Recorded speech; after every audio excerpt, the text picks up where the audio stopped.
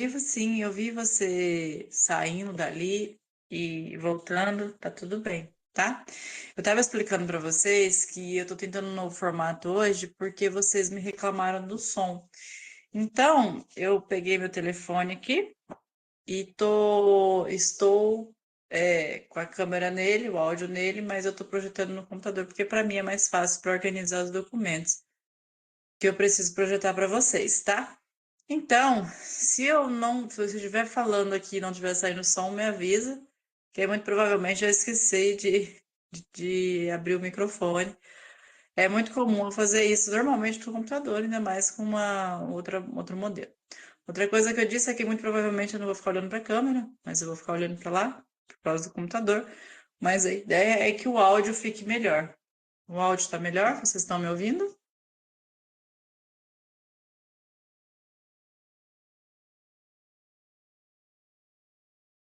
Está melhor do que da semana passada, para quem estava aqui?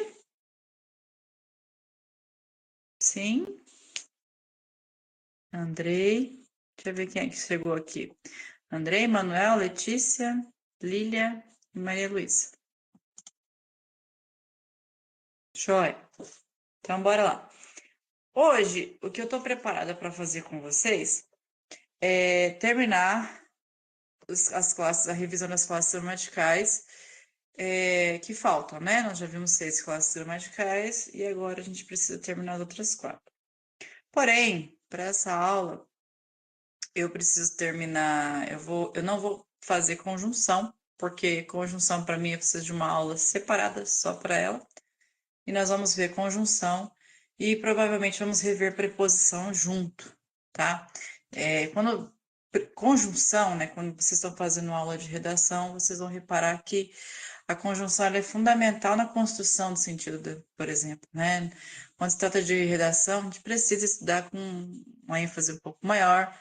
Ela não é nenhuma classe simples, mas ela não é tranquila de uma aula eu conseguir dividir isso daí, preposição e etc. Então, você vai fazer uma aula separada só para conjunção, tá? E aí, antes de começar, semana passada nós falamos sobre verbos. Vocês lembram disso? Os tempos verbais? Lembram que eu falei sobre os modos, né? Os modos verbais, os tempos, as flexões verbais, né? Nós falamos sobre tudo isso daí. E aí, fizemos uma dinâmica, não sei se vocês lembram. Faça uma. Acerte na flexão ou pague com uma flexão. E aí, eu trouxe uma atividade para nós exercitarmos aqui rapidinho. A gente vai ter uns minutos para fazer essas atividades relacionadas a verbo. Ajuda também que a gente dá uma lembrada aí no que é verbo, no que eu pedi. E a gente vai ver como que o Enem, né, a prova do Enem mais especificamente, vai tratar o verbo para nós ali na avaliação, tá? Então eu vou mostrar aqui para vocês. Deixa eu ver, conjunção não. Verbos. Esse aqui. Ó, esses exercícios que eu tenho aqui, eles vão desde um exercício muito tranquilo, mas também tem alguns ali de Enem que é um pouco mais complexo, né? O Enem, ele dá uma aumentada na dificuldade. Então, bora lá, ó. Conseguem ler bonitinho? Tá tranquilo para ler? Eu vou aumentar um pouquinho, porque eu não consigo. Boa noite, Lília. Ah, é? Agora eu entendi. Mas eu dei boa noite para uma Lília, é outra Lília. Boa noite, Lília. Agora faz sentido para mim, mas eu tinha falado com a Lília. Tá, bora lá. Primeiro, eu falei para vocês que verbo, né, a gente tem de algumas formas. A gente tem o verbo que significa ação, o verbo que significa estado e o verbo que significa fenômeno da natureza, né? E aí nós falamos do modo subjuntivo, indicativo e modo imperativo, né? Subjuntivo, ele é hipótese, né, ou incerteza, por causa da ideia de dúvida. Indicativo, ele é certeza, aquela ação aconteceu, ou vai acontecer, ou está acontecendo. É um fato, né? E aí eu falei para você dos tempos verbais, que a gente tem, por exemplo, no modo indicativo a gente tem o presente, pretérito imperfeito, pretérito perfeito, pretérito mais que perfeito. Aí tem o futuro do presente e o futuro do pretérito. Esses são os 6 só do indicativo. Além disso, tem o subjuntivo, né? Que ele tem os 3 tempos verbais: pretérito perfeito, presente e futuro. E aí tem o modo imperativo, que a gente só tem o positivo e o afirmativo e negativo. Perdão. E além disso, nós falamos sobre os tipos de flexão por gênero, né? Por pessoa, número, que acontece com o verbo. Pensando nisso, por exemplo, essa primeira questão aqui, ó. Em qual das frases abaixo a concordância verbal está de acordo com a norma padrão da língua portuguesa? O que é concordância verbal, né? Como eu disse para vocês, quando se trata de oração, o verbo ele é fundamental. Ele é do cara, ele manda ali na oração. Né? Então é ele que vai organizar, que vai pedir se vai precisar de um objeto direto ou não, um objeto direto, um objeto indireto, se ele vai precisar de ou não de preposição para iniciar isso daí, se como é que vai estar a pessoa, enfim, é ele que vai organizar as situações. Quando se fala de concordância verbal, é que os termos da oração precisam estar de acordo com o verbo. Número, pessoa, enfim, todas as informações ali dentro da oração. E ele está falando o seguinte: qual das orações ali a gente tem uma concordância verbal plena, né? Que está de acordo com a norma padrão? Qual alternativa que vocês acham que é? Vou deixar aí uns. Acho que aí dá uns 2 minutinhos para vocês fazerem, então acho que dá. Lê, 5 minutinhos.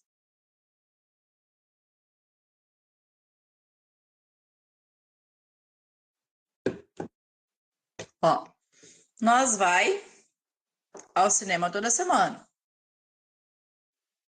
Eu sempre quis acreditar em discos voadores. A gente vamos conseguir o emprego. Tu fostes convidado para a festa. E aí?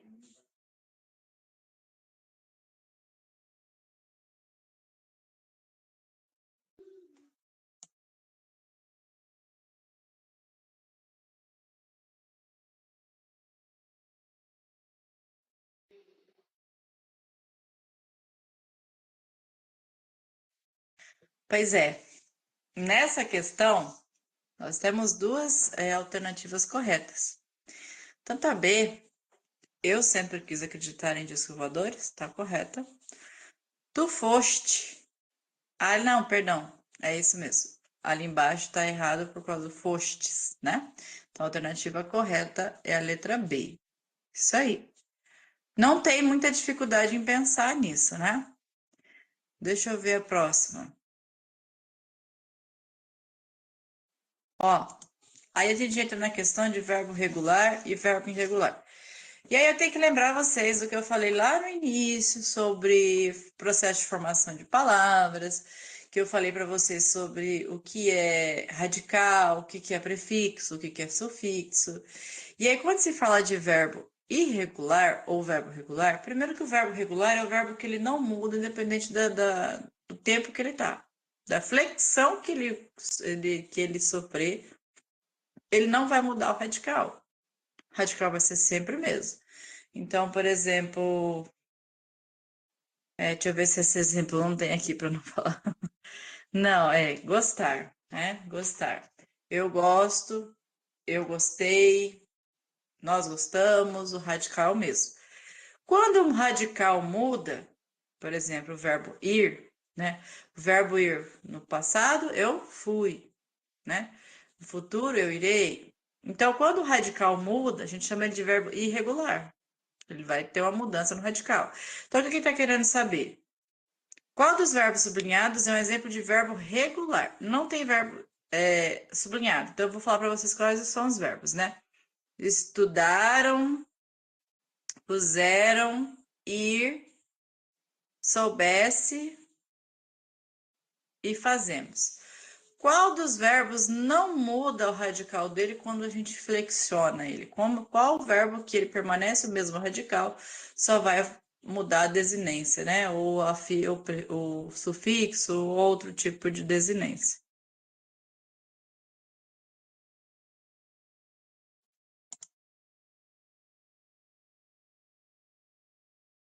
Não sei se eu passei muito rápido o conceito de regular e irregular.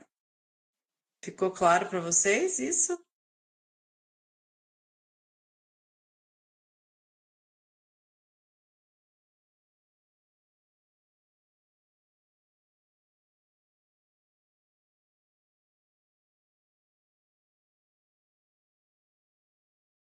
E aí, gente, ficou fácil para entender o que é verbo regular e verbo irregular?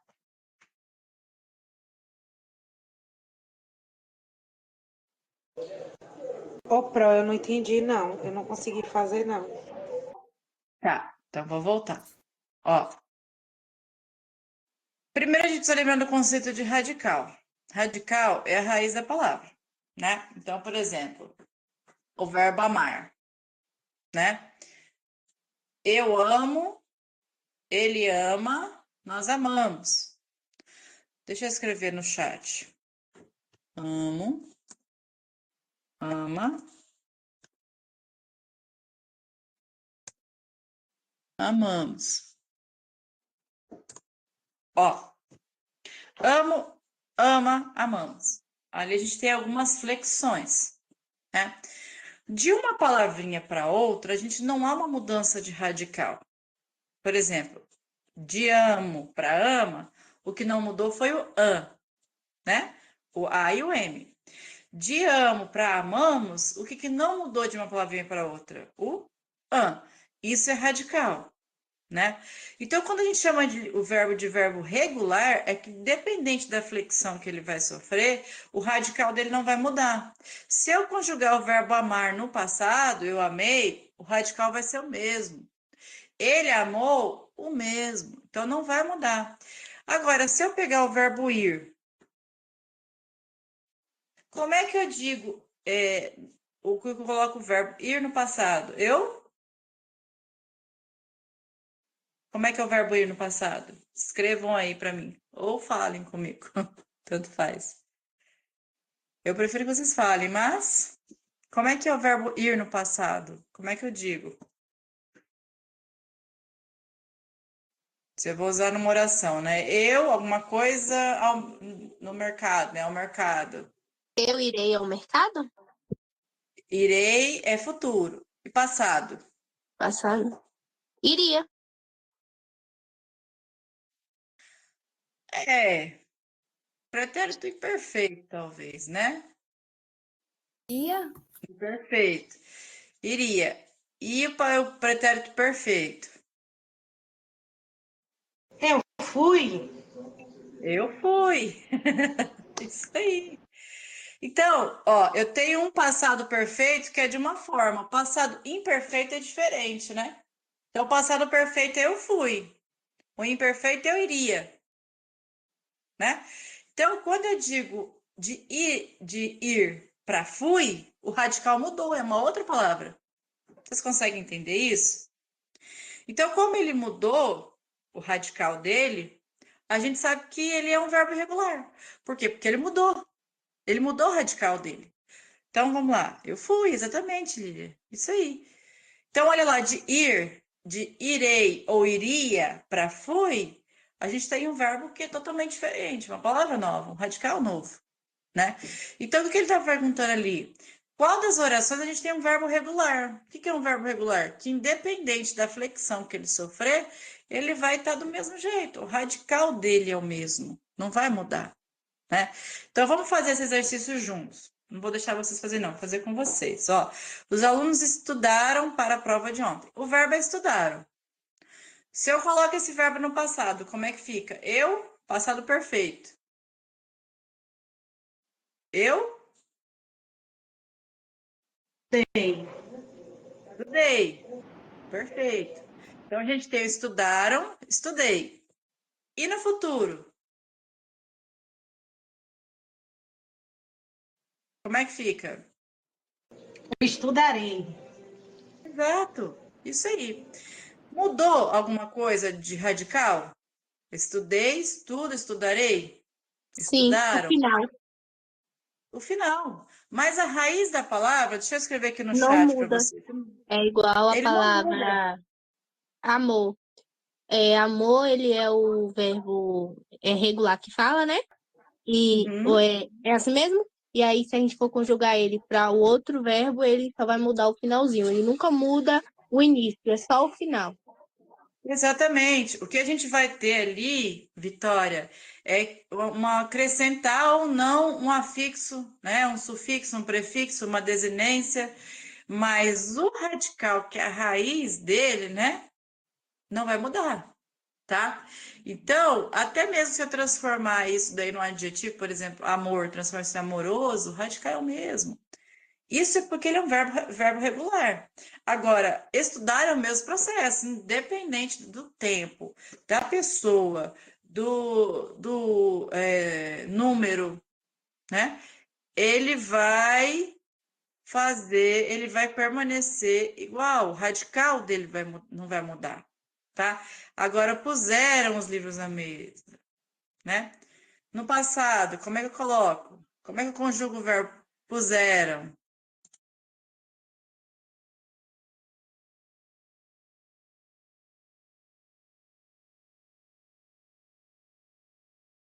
Professora, puseram é uma palavra certa? Aham. Eu trocaria essa palavra, sabe por qual? Colocaram. Pois é. Qual que é a diferença, Mas, diferença de puseram para colocaram, né? Vamos pensar assim, sem pesquisar no dicionário. Tá? Puseram, para mim, pôr, né? Ele parece algo mais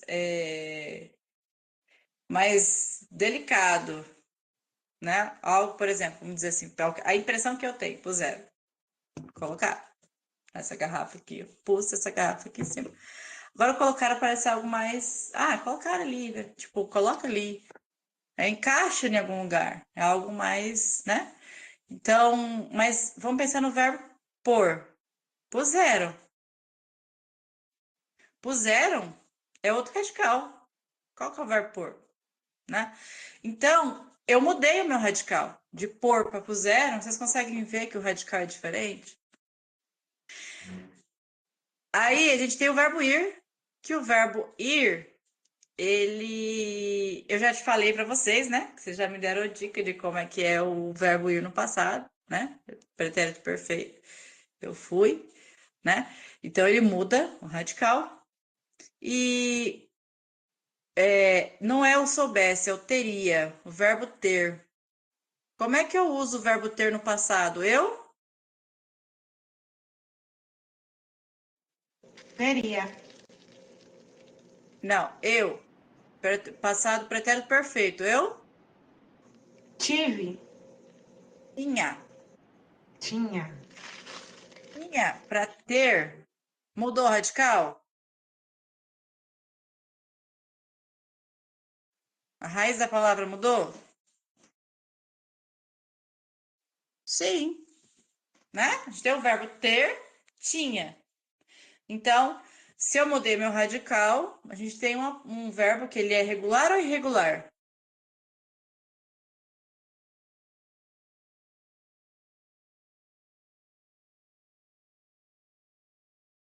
E aí? O verbo ter para vocês é um verbo regular ou um verbo irregular? irregular. Exato, Vitória. Ele é irregular por quê? Porque ele muda o radical. Vocês estão conseguindo entender essa questão de regular e irregular? Tá Agora ok para sim. vocês? Agora sim, porque logo quando a senhora falou, eu fiquei meio da dúvida. Só que a senhora explicou e eu entendi. É porque naquela questão do regular é quando ele não muda, e irregular é quando muda, Quando não ele é não isso? muda lembre-se vocês têm que lembrar o seguinte, regular não muda o radical. Todo verbo ele vai mudar, né? Quando ele está conjugado ali, a gente vai ter outras formas de desinência. O que não vai mudar é o radical, tá? É a raiz. Lembra radical como raiz, o núcleo duro. Dali pode ter outros afixos, sufixo, prefixo, outras desinências de modo, e etc, etc. Mas o radical não muda. Ó, o verbo fazemos lá, ó. Fazemos. Nós fazemos. E se eu digo que no pretérito perfeito, eu, como é que fica o verbo fazer? Eu Fiz. fiz. Exato. Fazemos para fiz, mudou o radical? Com certeza. Então ele também é um verbo irregular, porque mudou o radical. Eu Tranquila essa acho que história de. sim, professora. Deixa eu dar mais um exemplo de verbo aqui, para vocês terem uma noção. Deixa eu pegar aqui. Peraí. O que você ia me perguntar, Vitória? Pode falar. Não ia perguntar, não. Eu só queria. Eu tava tentando entender qual é a certa aqui. É a. É isso mesmo, Única. eu tava em dúvida entre a D e a A, só que a A tá certa. Ah, bora para esse aqui, ó. Esse verbo aqui é bom, ó. Dizer. Como é que fica no primeira pessoa do singular, pretérito perfeito do indicativo? Ou seja, aconteceu. Dizer eu? Diria? Não. Não. Perfeito. Diria é imperfeito. Eu? Disse? Um negócio assim. Exato. Isso aí. Agora, se for presente, como é que fica? Eu?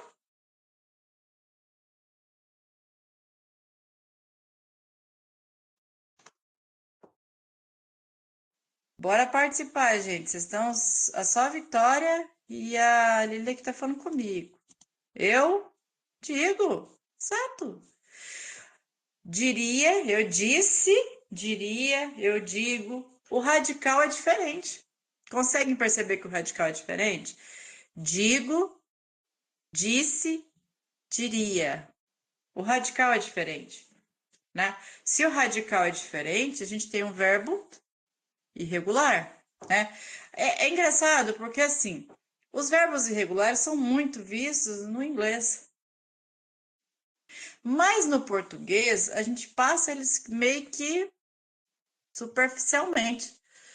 Eu mesmo, porque eu atribuo isso ao fato de a gente ser falante, né? Nativos da língua portuguesa, então a gente acaba fazendo isso, né? De forma natural, identificar, colocar no verbo, mudar o verbo, por exemplo, o verbo ir, colocar no passado, eu fui. A gente faz isso de forma natural, mas a gente não percebe que ele é um verbo regular ou nunca parou para pensar sobre isso, mesmo na escola, né? Mas enfim, alguma dúvida sobre verbo regular e irregular? Não, professora. Então, bora seguir.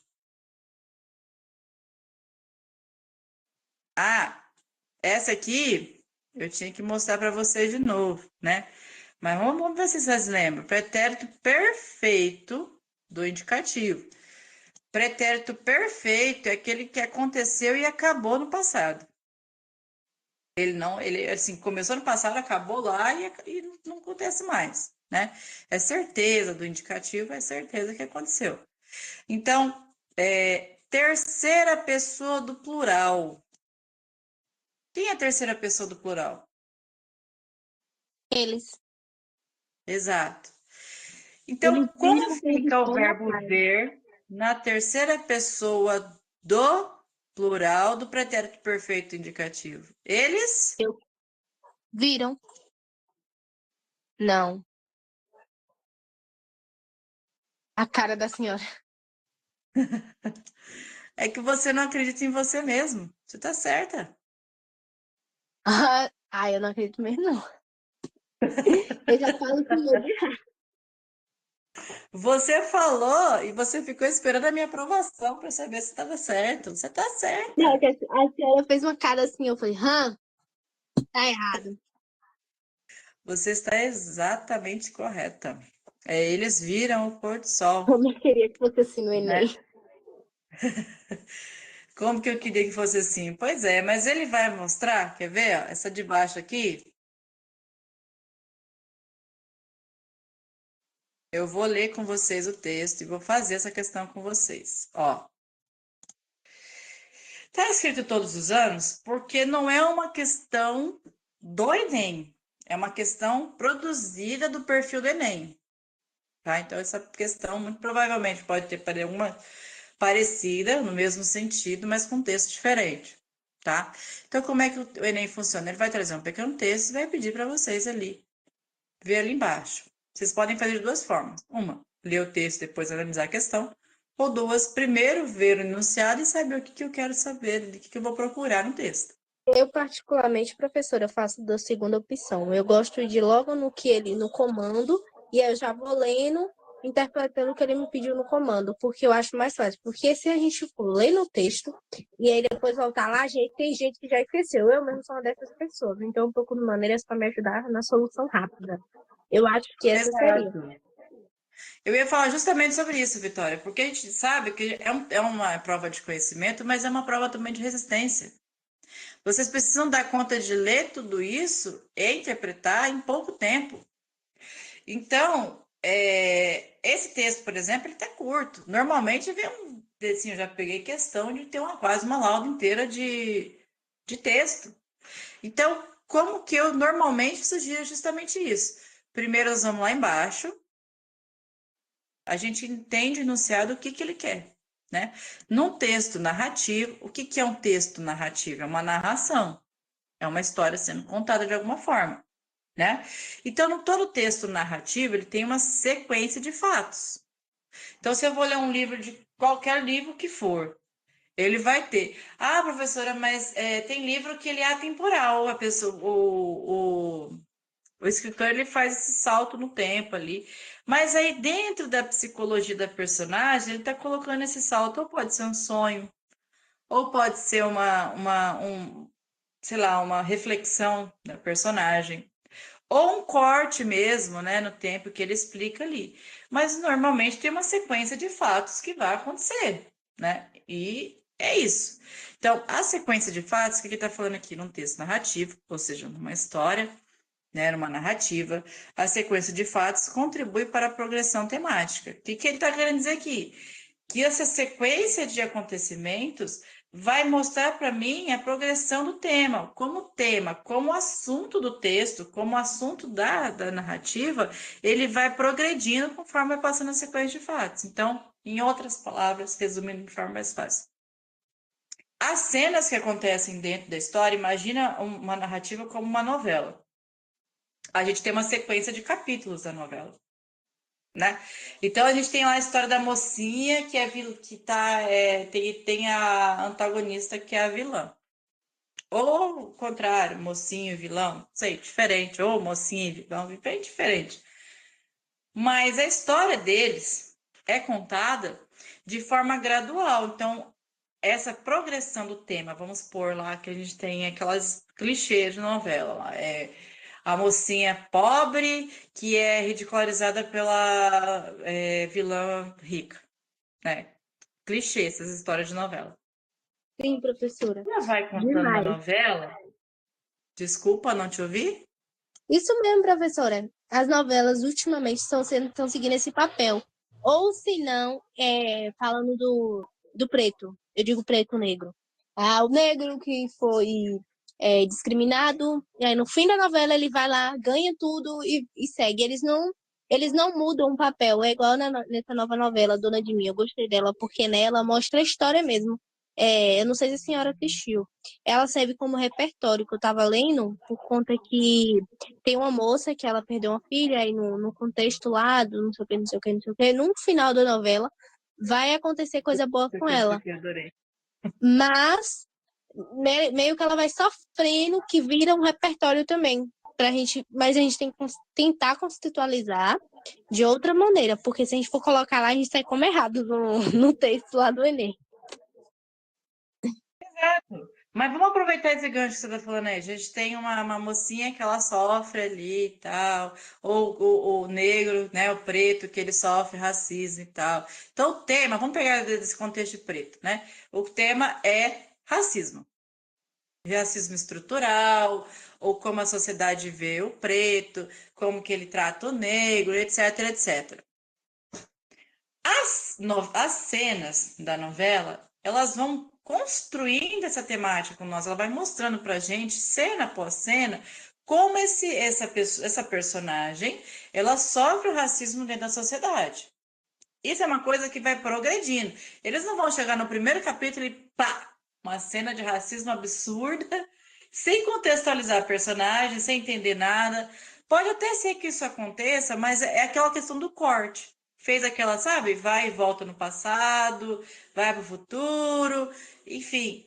Mas normalmente ele vai gradativamente contando a história do tema, temático, contando a história da narrativa, né? Da novela. A narrativa é a mesma coisa. Se nós formos ler qualquer narrativa, qualquer livro, agora eu estava, por exemplo, lendo aqui, ó, essa aqui, esse livro que eu estava folheando, vou terminar de ler, que eu não comecei e não terminei. Ele é isso, e aí às vezes tem até vários livros, várias narrativas de vários livros, porque um livro só não dá conta de contar assim, toda a história da personagem. Esse livro, por exemplo, ele não só conta a história da personagem, mas vai contar a história das filhos e etc. Tá, tudo isso para explicar para vocês o que é sequência de fatos e como isso contribui para a construção da temática, né? A narrativa, ela não coloca as informações de forma aleatória. Bom, entendemos isso, subentendo que vocês entenderam, vamos prosseguir. Então, ele falou, o que ele falou até agora para nós? Como a narrativa trata a sequência de fatos. E como ela é importante para a progressão do tema, para o desenvolver da temática, né? Para a gente entender. Tá, falamos isso no fragmento. Esse excesso é indicado esse processo, perdão. Ó, no fragmento, esse processo. Que processo? Né? Sequência de fatos. De que forma, no texto em cima, a gente entende, a gente percebe a sequência de fatos sendo construída? E aí que a gente tem a seguinte situação. Bora lá ver o texto. Então, primeiro que é uma narrativa. Isso é uma narrativa, uma história. Né? Bora lá. Ó. Certa vez, minha mãe surrou-me com uma corda nodosa, que me pintou as costas de manchas sangrentas. Moído, virada a cabeça, com dificuldade, eu distinguia nas costelas grandes lanhos vermelhos. Deitaram-me, enrolaram-me em panos molhados com água de sal. E houve uma discussão na família. Minha avó, que nos visitava, condenou o procedimento da filha, e esta afligiu-se. Irritada, ferira-me à toa, sem querer. Não guardei ódio à minha mãe. O culpado era o nó. Bom, primeira vez que eu li esse texto para a turma da semana passada, eles falaram, ai, que texto triste. Realmente, é uma narrativa, é uma história, né? O que aconteceu? Qual que é o resumo dessa história aqui?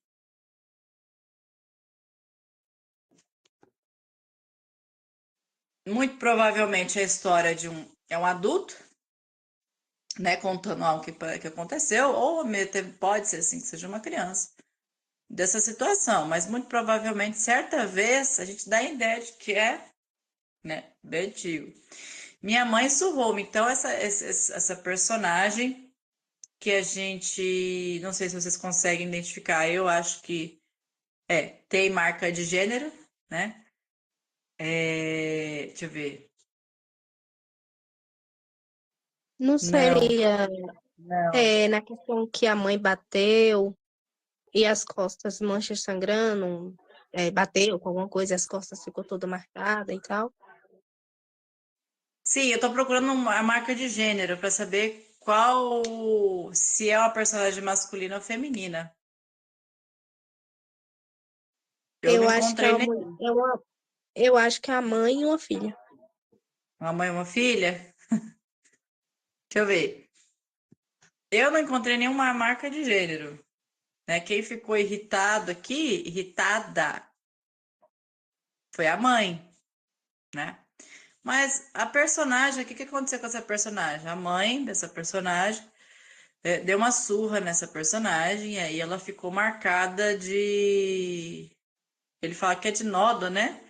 Mas ela ficou cortada, né? Apanhou de cipó e aí marcou nas costelas. E aí a avó, quando foi visitar a família, viu ela assim, faixou ela ali, cuidou dos ferimentos. Acho que é masculina, Chagas. Lilian.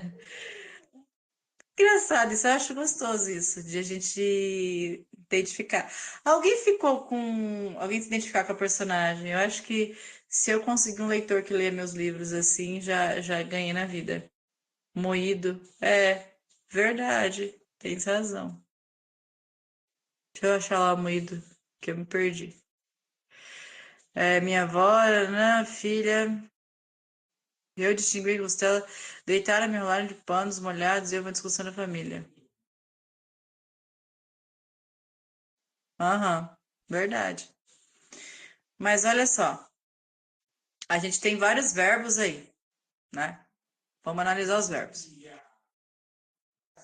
Surrou, surrou, né? Surrou-me. Pintou, moído, já é outro tempo verbal, né? Em qual tempo que tá virando a cabeça é gerúndio. Deitaram, Aham, deitaram-me, enrolaram, enrolaram.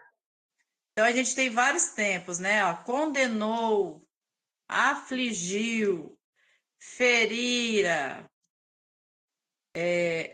não guardei,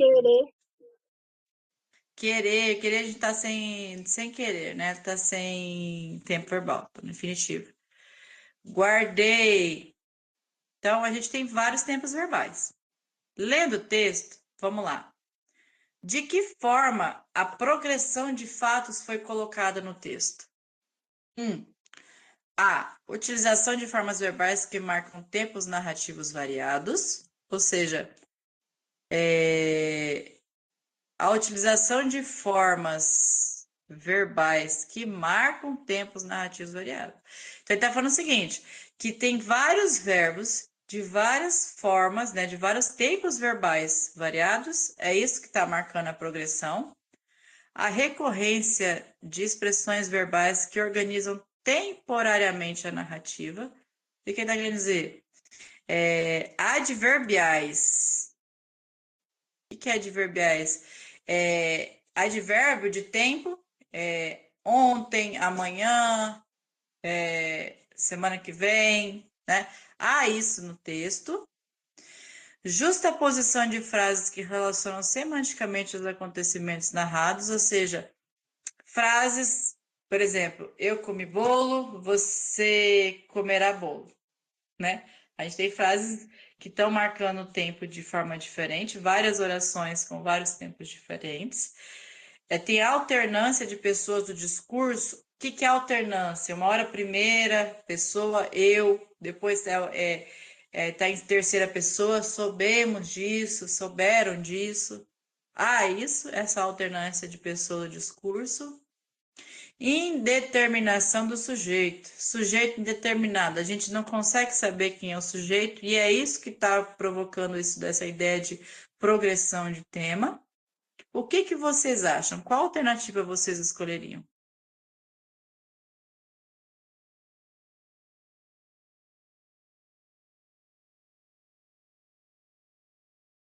Qual delas? Qual das alternativas está fazendo com que a gente entenda a progressão, né? A sequência dos fatos, a progressão da temática dentro do texto? É os verbos em tempos diferentes? São expressões adverbiais, ou seja, ontem, amanhã, logo depois.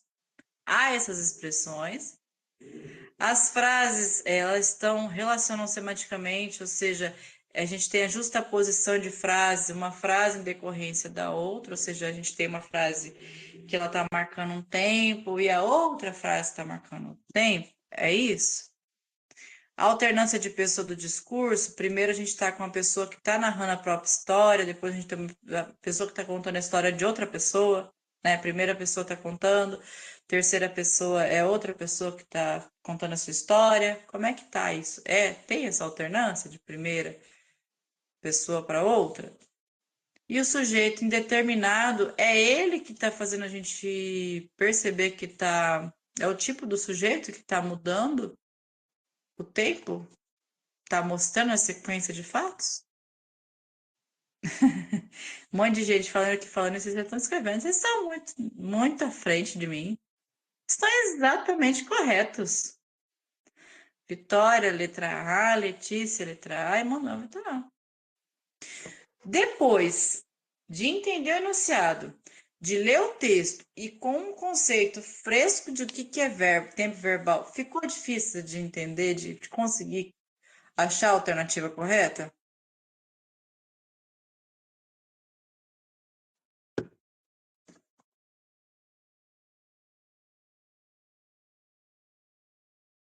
Deixa eu achar mais uma aqui. Tem umas aqui que. Tem uma que tem uma imagem aqui. Aqui.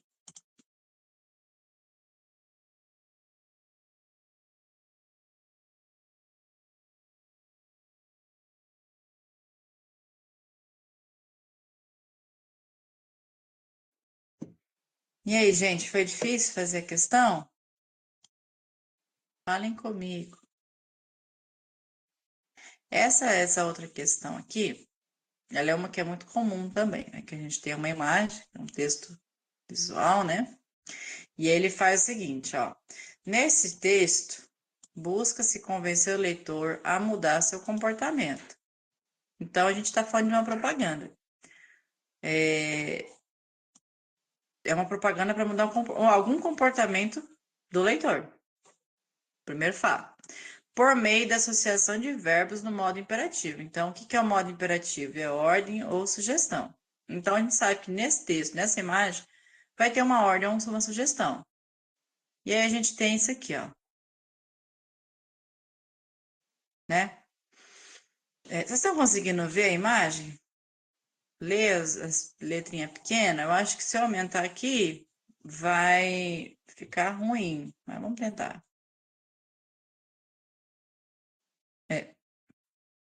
Então, bora entender a imagem. Primeiro a gente vai entender a imagem. Vamos lá. Embaixo veio o enunciado. Além, né? O que ele está perguntando aqui, ó?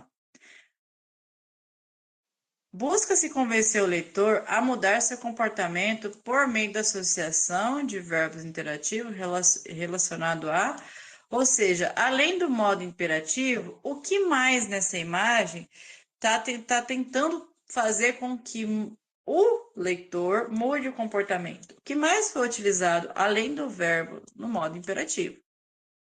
Então, bora lá. Aí tem assim, ó. Opa! É uma campanha permanente pelo fim da violência contra a mulher. E a gente tem 3 mulheres ali, né? Colocadas propositalmente de preto, propositalmente de cores e formas de cabelo diferente. Por quê? Porque eles querem que você, mulher que veja essa imagem, se veja representado. Ah, mas você vai falar para você não fala para mim, mas eu não penso, fica, nossa, eu pareço com essa mulher. Não, mas você, no seu subconsciente, se entende representada ali. Quando eu vejo, né, representatividade, é um negócio muito forte. Então, eles colocam isso de propósito, tá? Então, a gente tem 3 mulheres e elas estão fazendo esse sinal aqui, ó, que é daqueles, é de uma filosofia japonesa, eu esqueci quais são os 3 pilares, mas que eu achei muito interessante. Eu fui pesquisar sobre isso porque eu nunca tinha parado para pensar também. Mas é o que é aquilo, né? Nada vejo, nada falo e nada ouço, né? Então, se você foi vítima de assédio, rompa o silêncio, denuncie. Nós temos um verbo rompa, né? No imperativo e denuncie. Vocês conseguem perceber esses verbos no imperativo como uma ordem, uma sugestão? É o imperativo. Então, o que acontece? Essa ideia né, não fique nessa ideia de que você viu uma violência doméstica, ou você sofreu uma violência doméstica, perdão, eu vou fingir que não vi nada, que não, né, não vou falar nada e não vou ouvir nada, né? Vou fingir que isso não aconteceu. Isso é uma filosofia japonesa, esses macaquinhos, ele quer dizer o seguinte, que quando eles trazem para isso, que as energias negativas, elas só entram na nossa vida, né? Elas só participam da nossa vida se a gente deixá-las entrar. Então, o que é negativo para o japonês é isso, né? Eu não vejo, eu não falo, eu não propago e eu também não ouço, eu ignoro, para não ser influenciado. Mas aí traz justamente a ideia contrária, de que eu não devo fazer isso. Eu não devo fingir que eu não vi, eu não devo ficar quieta e também não devo fingir que eu não vi. Eu devo denunciar. Tá? Essa é a minha identificação, né? Minha interpretação. Se alguém tem uma interpretação diferente, bora lá ouvir. Aí a gente tem aqui o telefone, né? Ligue 180. A gente tem aqui não. Eu não consigo ler. Não, o governo do estado está do seu lado. Não, o quê? Ô, gente.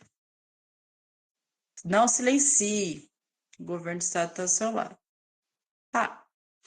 Aí tem as alternativas. Vamos voltar lá, que eu acho que vocês já se perderam o que ele quer, ó. No texto, busca-se convencer o leitor com seu comportamento por meio da associação de verbos do modo imperativo a, ou seja, além do modo imperativo, o que mais tem no texto que está tentando mudar o comportamento do leitor? A utilização da imagem das três mulheres, a divulgação do Centro de Defesa da Mulher, a informação sobre a duração da campanha, a apresentação dos diversos apoiadores e a indicação de diversos canais de atendimento. E aí, o que vocês acham que além do texto, do verbo, o que mais está sendo usado para convencer o leitor? Eu acho, professora, a letra A, por conta que com a imagem a gente consegue absorver mais o que é que ele quer. Porque não adianta só texto, texto, texto. E com a imagem traz uma reflexão maior para essas mulheres que sofrem isso, para elas não ficar caladas, não se calar de mediante do que acontecer, da agressão, seja ela física, verbal ou psicológica. Nossa, falou bonito, hein? Vou bater palma para você. Termina como é que foi? Física, psicológica, teve mais uma coisa aí que eu me perdi. O que Seja foi? Qual tipo ela de física, psicológica ou verbal. Eu acho que foi assim. verbal? Foi, foi alguma coisa assim mesmo. Sim, né? Então, o que está usando ali para chamar a atenção? Primeiro que a imagem, né? Lembra que é o seguinte: quando se trata de propaganda, a menor quantidade de texto possível, mais vai chamar a atenção. Isso não é eu que estou falando, isso é pesquisa que fala sobre isso. O brasileiro, não. O ser humano, ele tem o hábito de não ler. Quer ver um exemplo? Vão no mercado, normalmente nos mercados, o que eles querem que vender mais rápido, a propaganda vai estar na altura dos olhos. Por quê? Né? A promoção. Porque a gente olhou e já viu. Né? A gente não tem o hábito de ficar procurando para cima nem para baixo. Exemplo disso, outro exemplo, por exemplo, vão no caixa de um açougue, não sei, qualquer caixa aí, tá escrito assim na frente do caixa, assim, aceitamos cartões de crédito, débito, Pix e dinheiro. Tá lá, escrito, desenhada a notinha de dinheiro, os cartõezinhos bonitinhos. Por dia, se esse caixa atender 10 pessoas, pelo menos 5 vai perguntar: aceita Pix? Passa cartão? Divide no crédito? Por quê? Porque a gente não lê. Então, a gente não tem esse hábito, né? Eu leio, porque eu gosto de analisar discurso. Mas a gente não tem esse hábito. Então, quando se fala de propaganda, a imagem é para chamar atenção mesmo, para vocês pararem e ver essa imagem aqui dessas três mulheres. Olha o que essas mulheres estão fazendo aqui. Então, sim, a ideia de o que está ali feito para a utilização da imagem das três mulheres, agregada aos verbos não imperativos, estão sendo usados para convencer o leitor o quê? A mudar seu comportamento. E qual é o comportamento? De se calar para uma violência, né? De sofrer uma violência e ficar calado. Isso não. O que ele está falando aqui? Que o governo do Estado, ele não vai. Ele está junto com você nesse processo, né? Bom, tranquilo, né? Tá muito cansativo, gente? Posso fazer mais uma questão? Ou vocês querem Sim, que eu professora. fale com o verbo?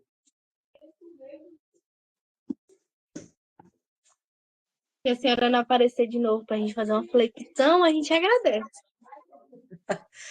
Calma, calma, Vitória San.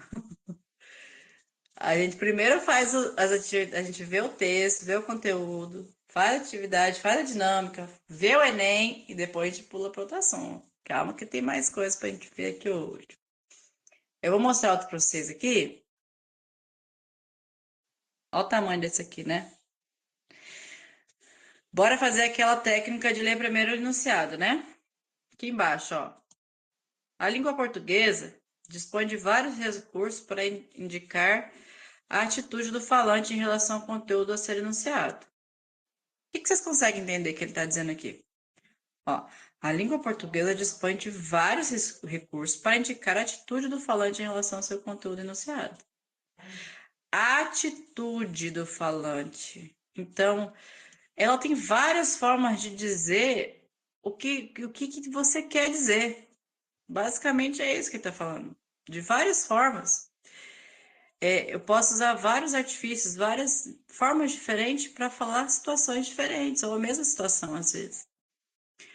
No início do texto, o verbo dever contribui para expressar. Então, o que o verbo dever está fazendo no início do texto?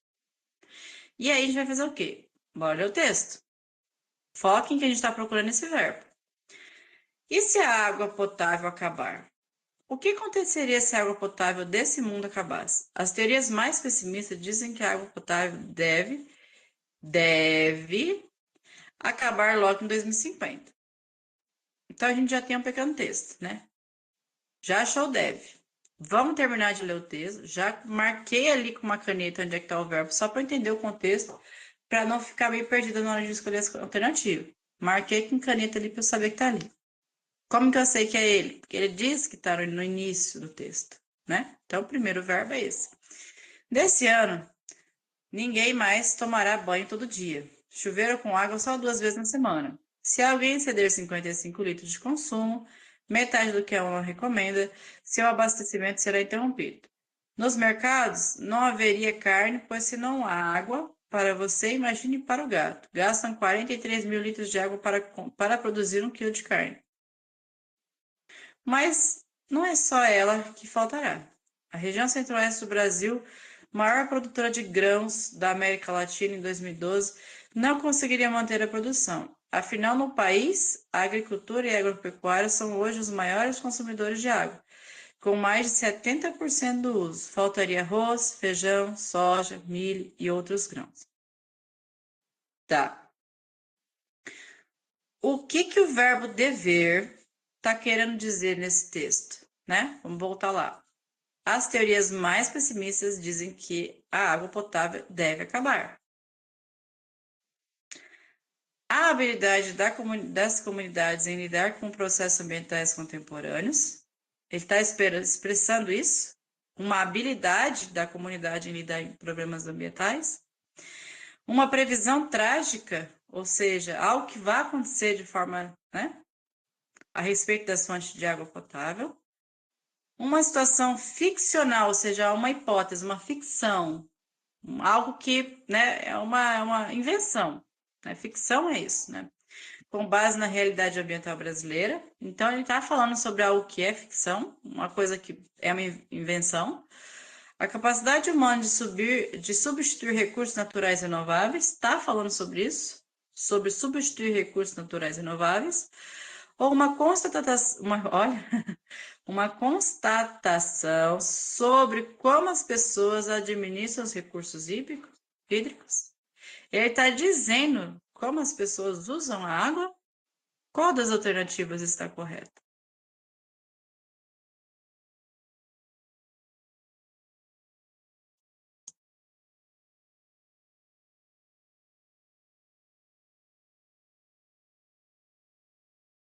Eu não sei se está certo, professora, mas eu coloquei a letra B, porque aqui ele fala: e se a água potável acabar? O que aconteceria se a água potável do mundo acabar? As teorias mais previsíveis dizem que a água potável deve, então é porque deve acabar lá em 2050. Ele está fazendo uma previsão que vai acabar em 2050. Hã? Quando eu digo deve acontecer, é que isso provavelmente aconteça. Então, sim, é uma previsão trágica. O que é trágica? Triste, mas é uma previsão trágica do que vai acontecer com a água. É isso. Então, é a letra B. Ó, deixa eu ver quem que falou, colocou aí. Deixa eu entender por que vocês acharam que é ele. Ó, eu passando aqui. Ó, uma constatação. Ele está dizendo, né, as teorias mais pessimistas dizem que a água potável deve acabar no ano de 2050. Ele está dizendo como as pessoas estão usando? Ele está trazendo essa ideia, o deve, de como as pessoas estão usando a água? Nessa oração que ele está, por exemplo, ele está dizendo isso? Como as pessoas estão usando? Não, ele não está dizendo isso. Ele está me trazendo uma ideia de que vai acontecer. Ele está me trazendo esse conceito. Então, a alternativa certa é a letra B. Tudo bem?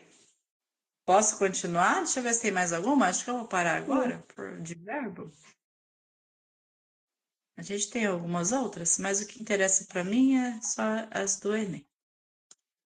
Vocês perceberam que ali nenhuma das que eu mostrei do Enem vai ter uma questão simples. Por exemplo, conjuga o verbo amar para mim no pretérito imperfeito, mano. Não. Sabe o que eu tô pensando, professora? Foi isso que a senhora falou em alguma das suas aulas, acho que foi a de semana passada, eu não sei, que a gente entrou, né, no assunto. Aí eu não sei se foi eu, foi pra minha colega que a senhora falou.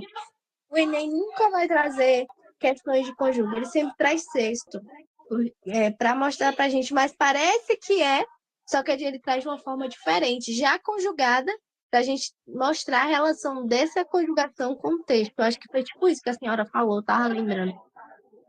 Exatamente. Porque aqui, ó, quando ele diz que o verbo está no modo imperativo, ele está me dizendo que é uma ordem. Ele não está pedindo para você dizer se é uma ordem, não, ele está dizendo que é uma ordem, uma sugestão. Ele está dizendo que está no imperativo. Ele não vai pedir para você conjugar. Ali o verbo, né? O deve. Né? Ele deve vir. Então, ele tem um tempo verbal estabelecido ali. Ele não está pedindo para vocês conjugar, ele está perguntando como esse verbo está funcionando na oração. Então, por que eu preciso entender? Lembra que eu falei para vocês? Eu vou falar agora olhando para o celular para não parecer. Lembra que eu falei para vocês que é importante vocês entenderem os tempos verbais e não decorar. Conseguir entender se ele é passado, perfeito, se ele é passado imperfeito, mais que perfeito, entender o que é mais que perfeito, o que é perfeito. Porque no contexto, no Enem, ele não vai pedir isso para vocês. E eu volto a dizer isso, eu digo em todas as minhas turmas. Quem tem que decorar todos os tempos verbais e saber exatamente os finais de cada tempo verbal sou eu. Que eu trabalho com isso. Né? Vocês precisam entender para saber como usar. Mas decorar é suicídio. A gente não precisa disso, a gente precisa entender. Percebam que aqui eu não perguntei para vocês se ele é pretérito imperfeito. Não perguntei isso. Eu perguntei o que ele está fazendo com a oração. Como que esse verbo ele está agindo aqui? Ele está trazendo a ideia do quê? Né? Então, as teorias, é isso que a gente precisa ter como consciência, saber o que que é verbo, como funcionam os tempos verbais, o que que é o modo, para mim é muito importante vocês lembrarem do modo indicativo, modo subjuntivo, modo imperativo, né? Como que ele estabelece essa conexão, como é que o verbo ele vai funcionar dentro da oração. É isso. Fez isso, leu o enunciado primeiro. Depois eu procurei no texto o que, que o enunciado está pedindo, e interpretar o enunciado também é fundamental, porque se eu interpreto bem o enunciado, eu consigo ler o texto, né? Então, gente, pegou o texto, gigante, não entrem em pânico. Eu sei porque eu entrava em pânico também, e eu trabalhei, acho que todos os anos, ou seja, não, todos faz uns 3 anos que eu não trabalho. Mas muitos anos eu trabalhei como aplicadora do Enem e eu via os alunos suar, desespero, se transpirava desespero. Nem, não entre em desespero. Primeiro lê, presta atenção, vê o que é que nessa questão aqui, no início do texto a gente já achou o verbo. Eu li o texto para a gente não Isso perder mesmo. contexto. A professora, quando a senhora fala na questão do Enem, eu acho assim, que a gente, aluno, não só a gente, aluno, porque várias pessoas fazem o Enem, mas a gente que acaba de sair em cima do médio, eu acho que é a pressão psicológica, seja da família, seja da gente, seja de tudo, porque é ali que vai decidir para onde a gente vai. Será que a gente vai conseguir? Tá, essas perguntas que eu acho que acabam na nossa cabeça e a gente fica em dúvida, fica com medo, fica traumatizado. Eu acho que o cansaço da gente não é da prova. Eu acho que o cansaço da gente é a pressão mesmo psicológica que acontece com a gente.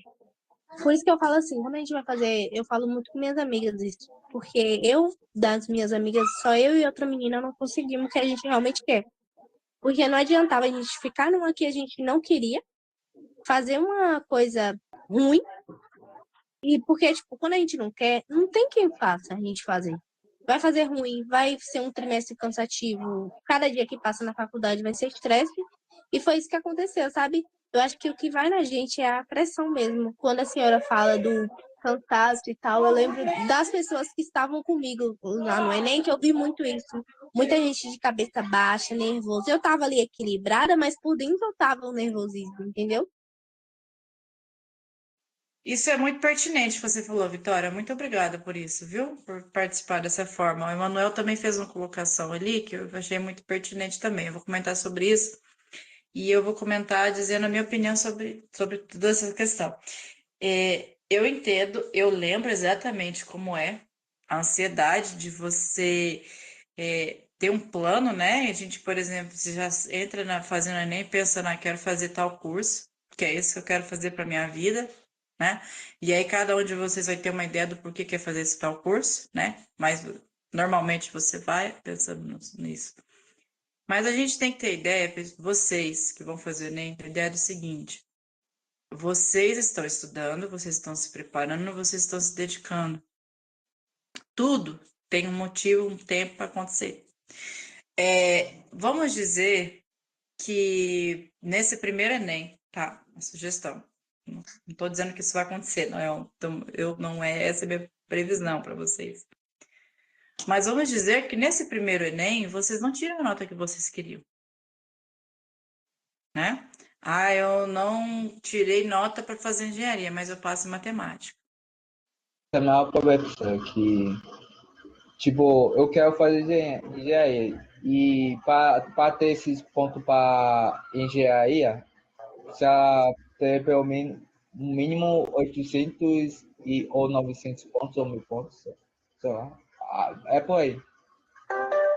E aí, eu não sei se eu vou conseguir, tipo, tirar essas notas todas assim. E Tá, vamos lá. esse é o. Engenharia, os cursos elitizados têm uma nota alta. Engenharia, medicina, né? Alguns, dependendo muito da universidade que vocês forem tentar, por exemplo, a USP de São Paulo, qualquer curso que vocês forem entrar é acima de 800, 900 de nota de média de corte, porque é uma universidade muito concorrida, Se vocês forem entrar em história, né? Por que história? Porque as licenciaturas, que são as áreas para ser professor mesmo, né? Eles são as menos concorridas. Mas mesmo isso, na USP, é alta a concorrência. Mas o que eu estou dizendo para vocês, eu sei que talvez isso hoje não faça sentido para vocês. Ou talvez vocês achem que eu estou exagerando no que eu estou falando, ou não sei do que eu estou falando. Mas às vezes, mais vale a gente tentar de novo do que entrar para fazer um curso que eu não quis, porque eu tirei uma nota, vou entrar em matemática. Ou às vezes acontece de vocês gostarem. Não sei, eu acho que eu fiz o Enem, não sei se eu contei a história para vocês, mas a primeira vez que eu fiz Enem, eu estava no segundo ano do ensino médio, eu fiz como trainee, e na época não era usado ainda como porta de entrada para a universidade. Ele era um exame nacional do ensino médio, né? E eu fui péssima.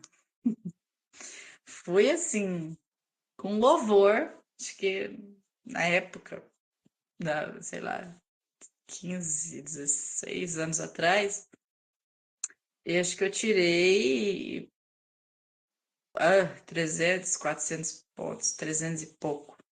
Né? E aí, o que eu entendi? Por que eu fiz como treino nessa primeira vez? Porque eu queria entender a prova.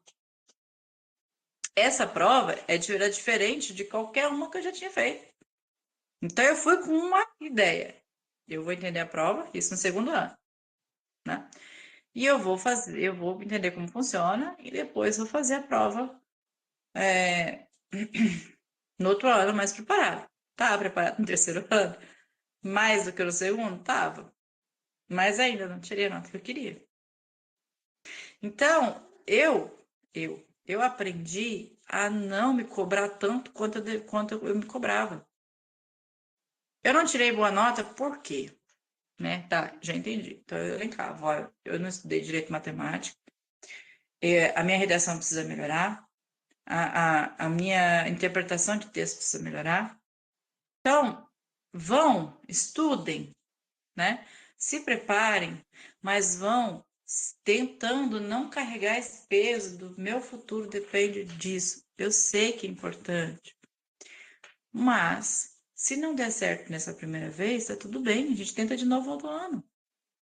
Ah, professora, mas é um ano. Sim, e vocês acham que é melhor? Opinião de vocês. Principalmente vocês estão saindo do ensino médio.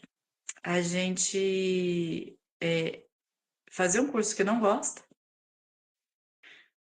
pegar um diploma da profissão que não é legal, que vocês não são felizes fazendo, né? E trabalhar a vida inteira naquilo, não gostando. Quantos tipos de profissões vocês veem aí que a pessoa não tá nem aí para vocês? Vamos pegar qual que é a diferença de um bom médico para um médico que é mediano para ruim, né? É sobre isso Qual que aí é? que a senhora fala, professora. É na questão, eu fiz 3 anos seguidos o Enem. Eu fiz o primeiro sem saber nada, eu tirei 420, sem saber nada, nada, nada mesmo. Aí no segundo eu fiz como treineiro, aí eu tirei 490 para 500, não lembro muito, porque eu tinha base. Aí no terceiro, aí é só nas redações. Aí no terceiro eu tirei, mas eu fui presente no primeiro e no segundo, presente em tudo. No terceiro, aí eu tirei 700 na redação. E no restante eu fui presente, tinha outro nome lá que era bom também. E em matemática mesmo eu tirei 500 e pouco. De português eu tirei 490, se eu não me engano. E aí deu uma melhorada muita. Mas pro curso que eu queria não era, mas eu tinha para outros cursos. Só que minha mente estava ainda muito nessa de, eu só quero esse curso, então não tenho outro curso. Eu tinha a oportunidade de entrar em outro curso e esse ano eu fazeria o Enem, tentaria novamente para fazer o curso que eu queria. Era só fazer a transferência que tinha como na faculdade onde eu queria. Só que eu não estava com essa cabeça. Também. Aham, eu não tava com essa cabeça. Eu tava com outra mente. Aí hoje eu parei pra pensar na vida e hoje não, né? No início do ano eu coloquei esse propósito, vou fazer. Se não der certo, tento de novo. Eu sou nova e daqui pra lá eu vou tentando. O importante é que eu tô tentando e eu tô vendo meu esforço. Foi isso que eu coloquei na minha cabeça e tô indo nessa. Porque não adianta eu ficar nessa pressão que nunca vai dar certo. A gente entrega assim na mão de Deus, pede ele, mas a gente não pode deixar na mão dele. A gente também tem que fazer a nossa parte, como todos os dias, todos nós estamos fazendo. No mesmo dia que a senhora está aqui trabalhando, a gente, aluno, está aqui estudando, fazendo nossa parte. Eu acho que é assim, a vida, a gente não pode botar muito na cabeça, porque chega na hora da prova, a gente esquece tudo. Uhum. Porque a cobrança está tão grande, vocês já chegaram na prova dizendo que vocês não são capazes. Muita gente já entra para fazer a prova do Enem na cabeça certo que não são capazes. É muita gente de fora que não entende o processo que está criticando. Eu já passei por isso, eu sei. A gente vai falar que vocês não dão conta. Gente, eu tirei a última prova do Enem que eu fiz foi em 2011 ou 2012, não lembro. Eu entrei na faculdade em 2013, é isso. Eu tirei nota 1000 na redação. E mesmo assim, ainda teve gente da minha família que falou que eu não era capaz de fazer uma faculdade. Então, assim, gente de fora para botar pitaco, né? Vocês mesmos, que chega com essa pressão toda. Vocês só de estarem aqui fazendo o cursinho, porque como eu disse, eu digo sempre, a gente tem muitos que trabalham, estudam, tem gente que estão saindo do ensino médio, mas tem gente que já tem família, já está consolidado, já é mais velho, tem gente que está há muito tempo fora da escola. Só de vocês estarem aqui, revendo tudo isso, dando 2 horas do tempo de vocês, para mim, para o professor de matemática, para o professor de redação, não sei se é professor ou professora, tá, gente? Só citando, já mostra que vocês são diferentes, que vocês estão se esforçando para isso, né? É óbvio que a gente não pode deixar também assim, falar, mas pode ter na mão de Deus, como você disse, Vitória, e seja o que Deus quiser. Não, a gente tem que correr atrás, é isso que vocês estão fazendo. Estudando, né? Eu escolhi fazer letras porque eu queria ser professora. Eu gostava de português, eu queria ser professora. Eu tinha na minha cabeça que eu queria ensinar, porque eu gosto de ensinar. Então, assim, eu poderia ter passado com 500. Na época, acho que meu curso era 420, nota de corte. Mas eu falei para mim mesmo que eu não ia tirar 420. Eu ia tirar o máximo que eu conseguia para entrar. Por quê? Porque eu, né, coloquei um propósito na minha vida. Então, é sobre isso. É a gente se desarmar, parar de se cobrar tanto quanto a gente se cobra. E assim, eu falando isso sobre vocês, assim, quem me conhece fala de influência, né? Quem me conhece sabe. Mas quem realmente está no meu contexto sabe que assim, a minha cobrança ela é assim, exagerada. Não é isso, um conselho, né? Eu perdeu, eu ganhei um tempo aí. Não é isso. Um conselho que eu dou para vocês. Sejam mais. Isso eu ouvi de uma psicóloga e eu achei muito interessante. Seja gentil com vocês, como a gente é com as pessoas.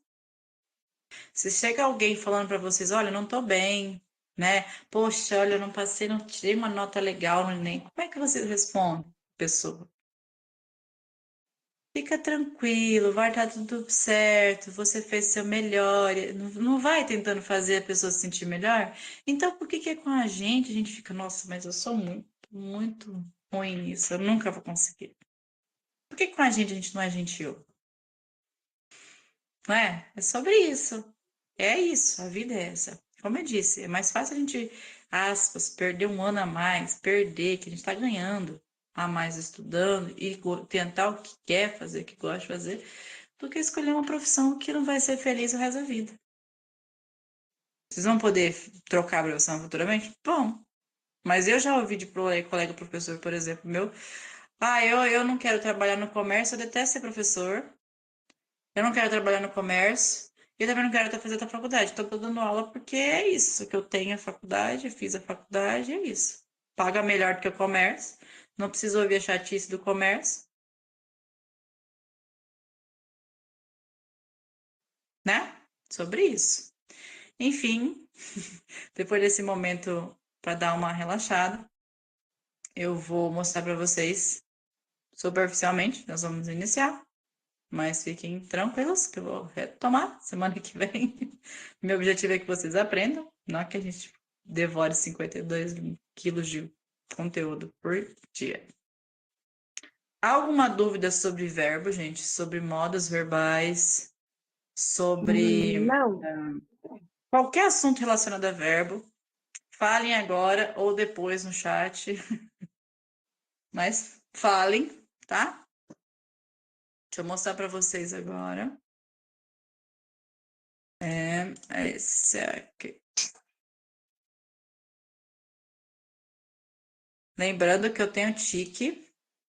E eu preciso lembrar vocês disso, que o PowerPoint ele só, sei lá, duplica essas palavras e me dá desespero.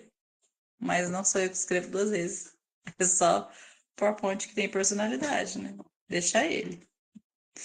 Então, nós temos mais algumas classes gramaticais para ver, né? Então, conexões, expressividade textual. Então, por que eu coloquei expressividade? Porque a gente vai falar sobre uma classe gramatical que trata justamente sobre isso, sobre expressões do nosso cotidiano. Tá? E aí, antes de iniciar, eu vou mostrar um vídeo para vocês. Vocês estão podendo ouvir? Bonitinho aí? Sim, professora. E eu gostaria que primeiro vocês vissem o vídeo e depois nós vamos comentar, eu vou comentar com vocês o que eu quero que vocês façam com ele, tá? É um vídeo curto, acho que 3 minutos. É uma animação da Pixar. Da Pixar.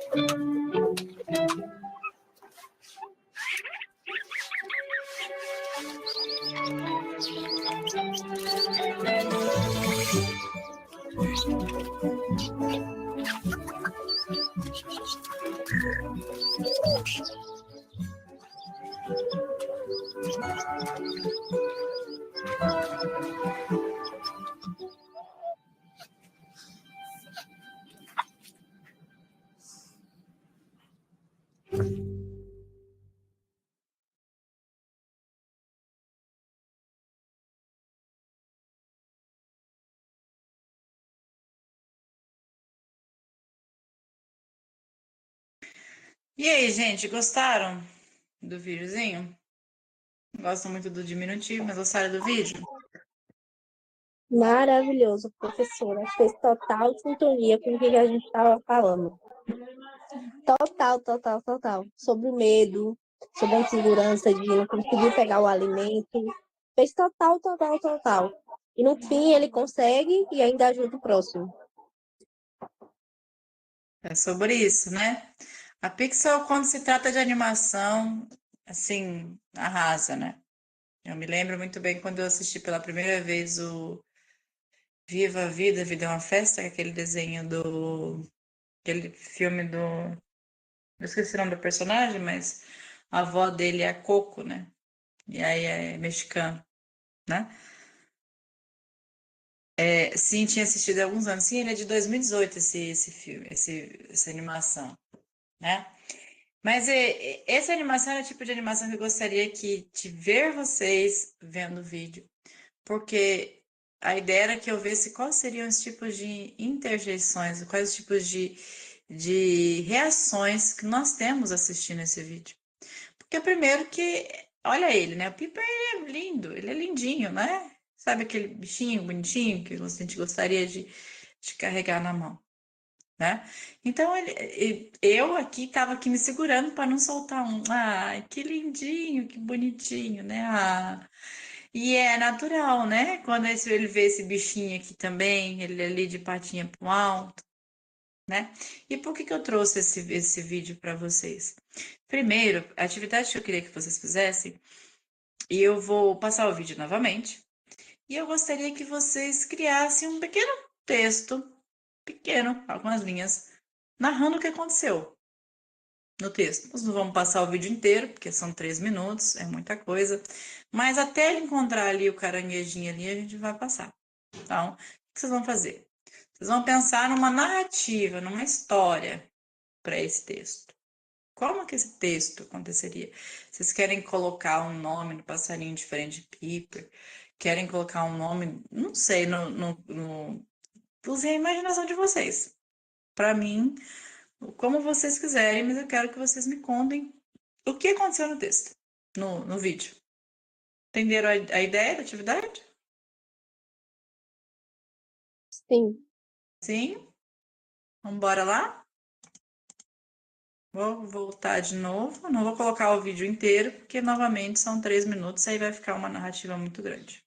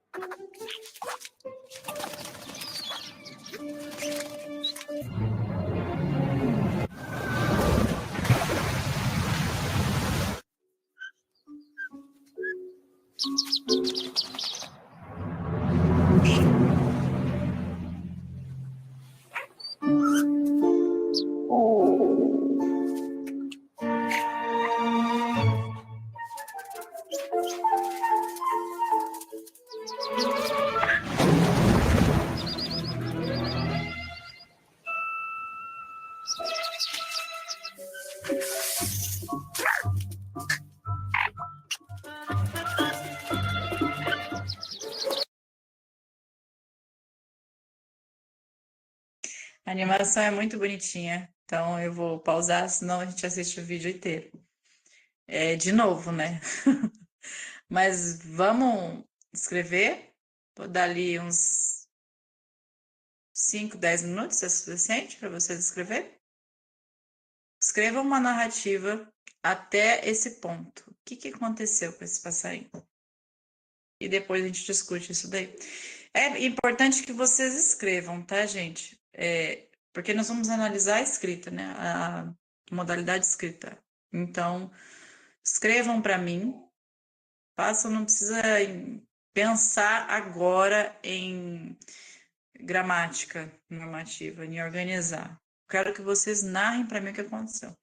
Depois a gente ajusta aí conforme a norma padrão. Tudo bem?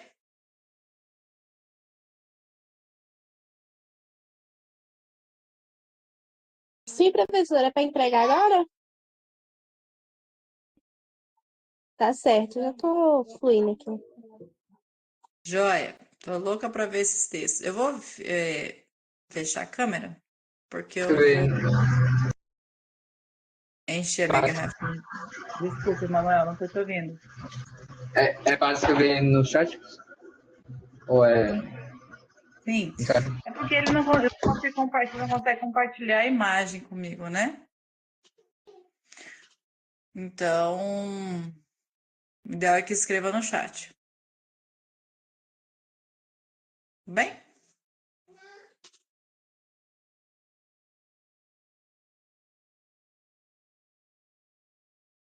Novamente, eu vou dar uma saidinha para encher minha garrafinha de água, por isso que vai ficar com a câmera fechada. Já volto.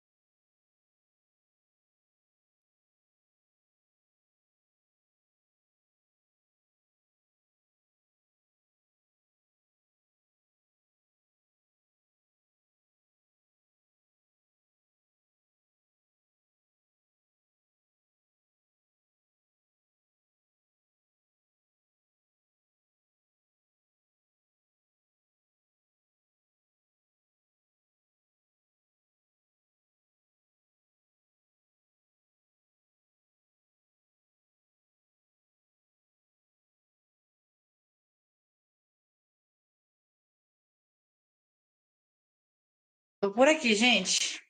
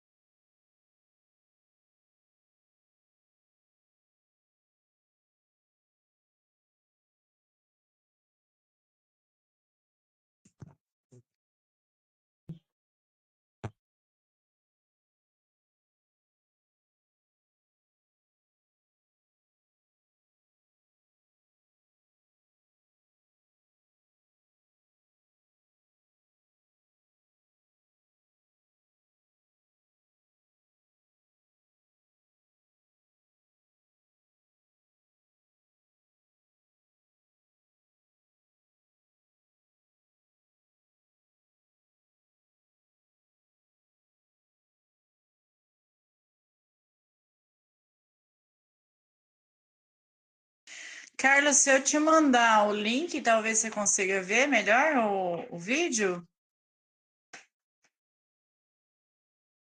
Vou te mandar o link do YouTube. Mas assim, não se preocupa não. Qualquer coisa a gente vai te. Aqui. Na verdade, isso aqui não é nem do YouTube, é de um drive aqui.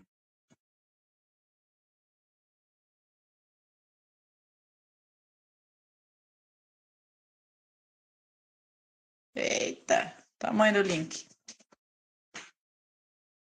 Estão assim, me ouvindo direitinho. Que a minha imagem aqui do celular travou. Eu não sei se eu tô aparecendo, mas tô assim.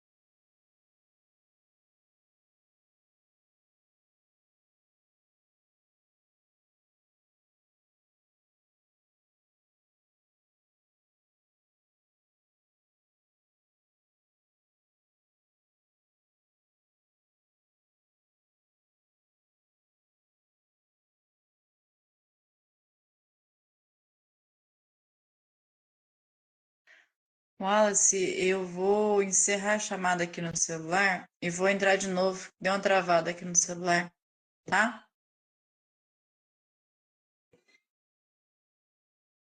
Não, não precisou. Arrumei. Sei lá o que ele deu.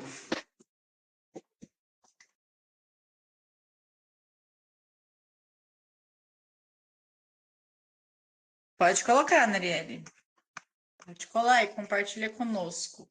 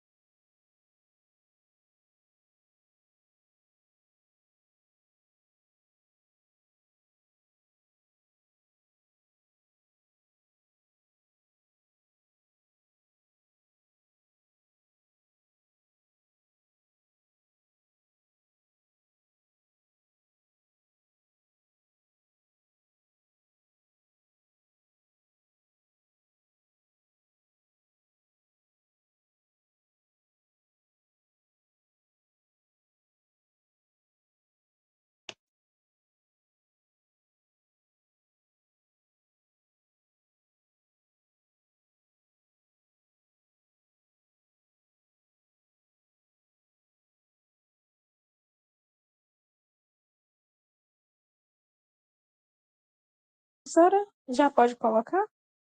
Pode. Podem colocar aí para mim.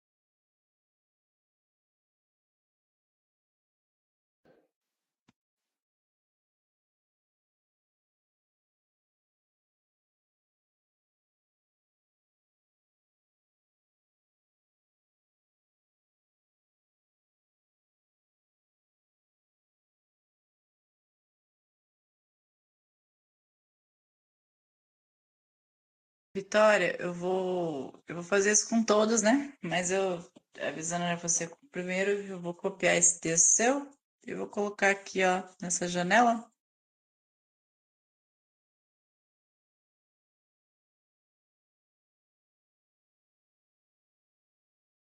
Hum.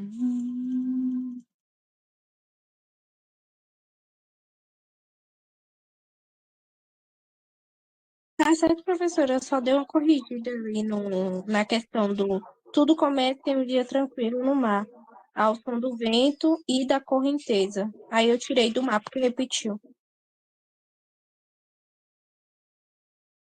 Tá? Vou arrumar aqui também.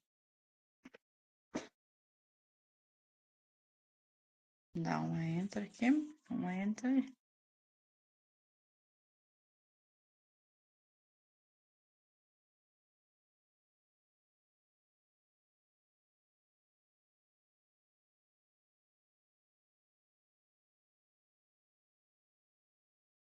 E lá em cima, professora, que para não ficar doida, eu coloquei no mar ao som do vento e da correnteza.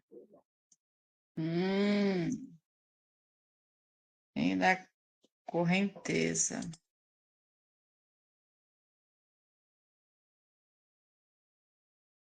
Eu tenho a impressão que ele já veio com fundo colorido. Mas bora lá.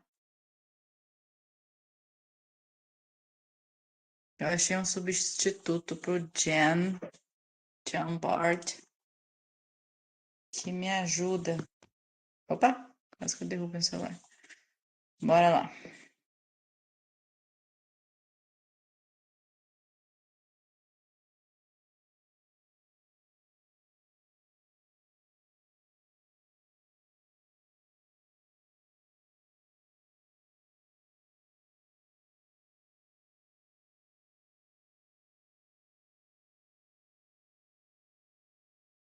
Professora, não olha a gramática, não, que daí tá cheio de erro.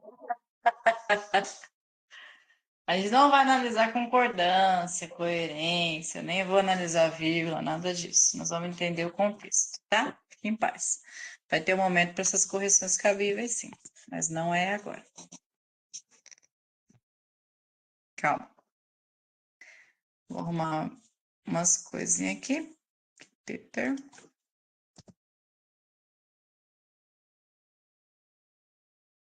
Legal que você deu um lirismo para a história, né? Ficou muito bom. Gente, eu não sei se vocês estão. Deixa eu aproximar isso aqui. Se vocês estão. Olha, tem mais um aqui, ó. A Letícia, ela já viu desde a manhã, ó. Legal. Eu vou ler todos, né? Um por vez. Bora lá.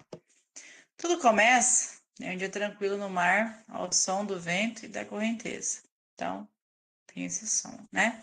E um pequeno passarinho branco chamado Piper, com uma fome e onde possui várias inseguranças, medo de pegar um alimento para comer. Mas o tempo passar e ele perde o medo.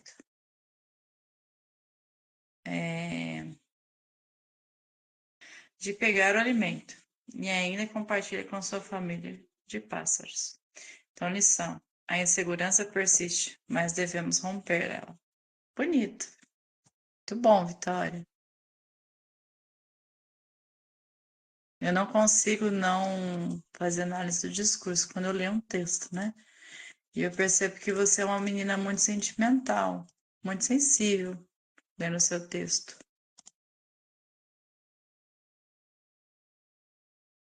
Você demonstra isso como escreve, né? Já percebi isso quando você estava dizendo para mim que dava conselhos para suas amigas, né? Mostra muito sobre você. Isso, professora. Mas, pessoalmente, eu pareço uma pessoa muito. Deixa eu ver quem foi que eu copiei essa aqui agora. É da Letícia. Letícia, a mãe do passarinho deixou seu filhote para poder se alimentar. Mas o filhote pensou que ela ia, né? o alimentar também. Ela queria que tomasse a atitude de sair do ninho, e assim ele fez. Pela correnteza do mar, ele ficou com medo, e alguns dias não saiu do seu ninho. Por fome, ele teria que correr atrás. Quando foi procurando, encontrou o caranguejo. Isso, até o caranguejo. Ótimo. Você percebe que a gente tem uma diferença de tonalidade? Parece que a gente tem dois escritores diferentes. Justamente tem dois focos diferentes, né? O primeiro foco da Vitória, ela fala mais sobre as metáforas, né? Correnteza, o vento, dá ênfase na fome dele, na insegurança, no medo, né? Nos sentimentos do passarinho, digamos assim. A segunda já está dando mais uma descrição do que estava acontecendo, né? Uma narrativa mais descritiva, sucessão de fatos. E isso é muito legal, porque a gente percebe, né? Primeiro, a visão diferente de vocês do mesmo vídeo, do mesmo texto, e depois como vocês são pessoas diferentes e escrevem, né? Aqui a gente tem uma. Vocês se importam de eu fazer análise dos textos de vocês? Letícia, Não, eu estou fazendo uma análise não superficial, tá? importa não. Mas, ó, aqui a gente tem uma pessoa mais direta no que aconteceu, né? Foi isso que aconteceu. Ali a gente tem alguém que está dando ênfase nos sentimentos do passarinho. Aqui na progressão de fatos. Bacana. Deixa eu ver o próximo. Ai, que legal, muita gente se inscreveram. Isso é muito bom. Deixa eu pegar agora da Lília Chagas.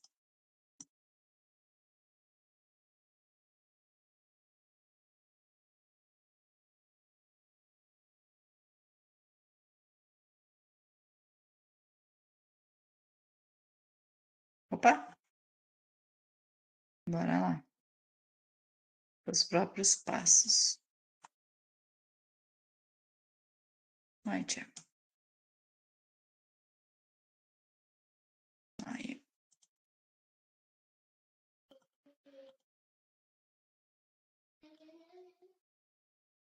A gente tem o texto da Lília Chagas. Piper está à espera do seu alimento, mas para sua surpresa, a mãe dele não traz. Realmente, ele fica com o biquinho lá, né? Aberto. Ele vê a necessidade de sair à procura do seu próprio alimento. Após ser surpreendido por uma onda, ele se retrai. Mas a necessidade de sobreviver o impulsiona a observar e aprender com a natureza ao seu redor. Ele nos ensina temas importantes, como superação e descoberta. É uma forma fofa e incentivadora sobre crescer e encontrar coragem nos próprios passos.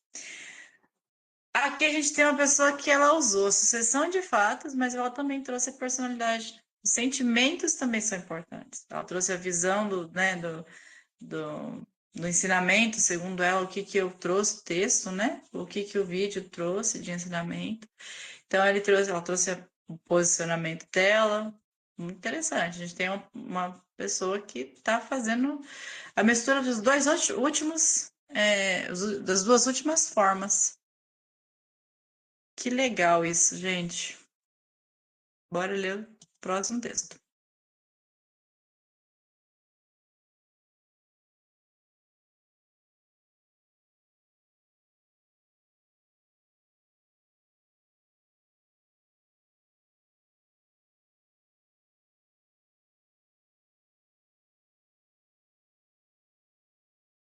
Melhor tamanho.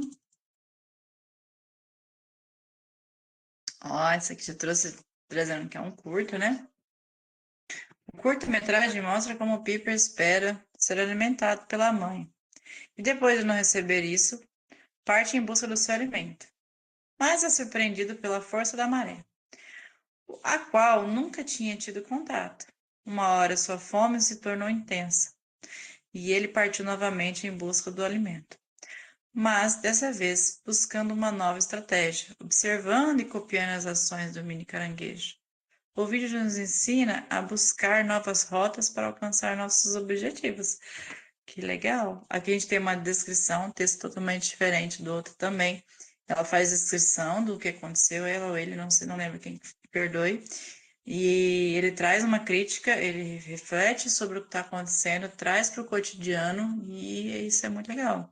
E depois, né, buscar novas rotas para alcançar nossos objetivos. Justamente sobre o que a gente estava falando antes, né? Será que foi proposital? Será?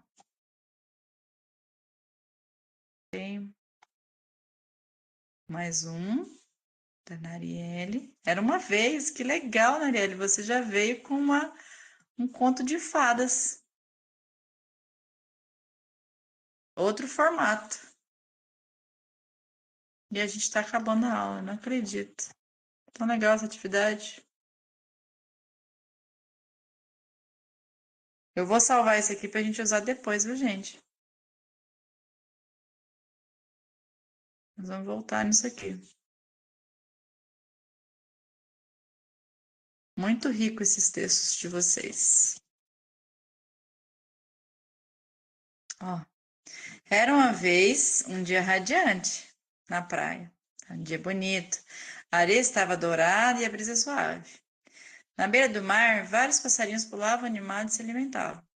Mas ali perto estava o pequeno Piper, um passarinho muito medroso e com muita fome. Mas o medo das ondas o paralisava. Ele imaginava que aquela água poderia arrastá-lo para longe. Pensava nas piores coisas, ficando cada vez mais aflito, e recuava para longe da areia molhada, onde se sentia seguro. Enquanto os passarinhos se alimentavam alegremente, Piper observava com vontade, desejando ser corajoso para se juntar a eles. Seu coração batia rápido, dividido entre o desejo de comer e o medo do desconhecido. Olha, todo mundo, a maioria das pessoas, na verdade, que eu conheci, que começa a escrever um texto, quando você pede para escrever uma narrativa e começa com Era uma vez, são pessoas sonhadoras. Pessoas que veem o mundo, eles buscam o mundo, né? Elas querem encontrar o mundo e veem o mundo com uma beleza diferente, né? Quando ele fala assim, ó, batia rápido, seu coração batia rápido, é uma sensibilidade muito humana, muito legal de ver isso. Quem foi que escreveu? Foi. Cadê? De uma vez. Foi a Narielle. Muito bem, Narielle. Mostra que você é uma pessoa muito sensível também, muito sonhadora, muito reflexiva também, mas você sonha com o mundo. Tem mais três textos. Eu vou ler aqui e depois eu vou copiar lá, tá? Piper é um pequeno pássaro em seu desenvolvimento, trazendo reflexões de conforto e ir em busca do seu próprio alimento, enfrentar um grande monstro, ondas do mar. Rompendo isso, vivenciando a vida junto ao seu lado, seu bando, né? Outra coisa. Aqui a gente já tem uma descrição mais curta, a Lilia, né? Já fez uma descrição mais curta, mas não deixou de carregar a emoção, né? Ela colocou ali a reflexão dela, né? A crítica dela a ondas do mar, né? Um monstro, grande monstro, rompendo e vivenciando a vida junto com seu bando. Muito bom também, Lilia. Uma pessoa mais prática, mas também intensa. Maria Luísa Souza. As gaivotas, juntamente com seus filhotes, pegavam seu próprio alimento, sempre procurando por algum resquício. Piper era um passarinho que recebia sempre comida, vinda da sua mãe, mas nunca chegava a caçar. Um dia, ele decidiu ir atrás de sua própria comida, pois nem sempre ele viveria às custas das gaivotas adultas. Então, ele sempre tentava, mas nunca conseguia por causa do medo das ondas do mar. O passarinho estava cansado de correr e resolveu se arriscar. Ele entrou no mar e pegou uma grande quantidade de comida, ajudando os outros a se alimentarem. Pelo que entendi o vídeo, às vezes temos medo de ir atrás dos nossos sonhos que nunca vamos conseguir. Algo grandioso, mas quando decidimos ir atrás, conseguimos ver a variedade de oportunidades que estavam à espera. Maria Luísa, você é muito intensa. Quando se fala de sentir, né? De esperar. Eu senti como se você se visse ali no passarinho, né? Muita coisa do passarinho é você, né? O personagem tá se mesclando muito. Não sei se eu tô certa, mas é a impressão que eu tenho lendo o seu texto. Talvez não diretamente, mas no subconsciente.